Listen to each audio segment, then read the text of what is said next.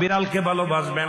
ও মুসলমান শুনে নাও, আল্লাহর নবীজি, ও মুসলমান শুনে নাও, দিলের কান্ডা লাগা শুনে নাও, পৃথিবীর মধ্যে মহামানব যারা আছে দুনিয়ার মধ্যে বিড়ালকে ভালোবেসেছে। এই বিড়াল একটা গৃহপালিত পশুর মধ্যে পড়ে যায়, এটা এত প্রভুভক্ত হয়, এত মুসলমান শুনে নাও, বিড়ালটাকে অত্যন্ত মায়া করবেন। বিড়ালটা যদি দোয়া করেন, বিড়ালটাকে বিনা কারণে কোনো বিষ দিয়ে মারবেন না, কোনো কিছু দিয়ে মারবেন না। ও মুসলমান শুনে নাও, বিড়ালটাকে যত্ন করবেন। বিড়াল যদি অভিশাপ করে, বিলাই যেটা বলা হয়, অভিশাপ করলে সঙ্গে সঙ্গে আমার আল্লাহ কবুল করে নাই। বিড়ালের অভিশাপে মানুষ ফকির হয়ে যায়, বিড়ালের অভিশাপে মানুষগুলো ধ্বংস হয়ে যায়, বিড়ালের অভিশাপে দুনিয়ার সংসারের মধ্যে অশান্তি লেগে যায়।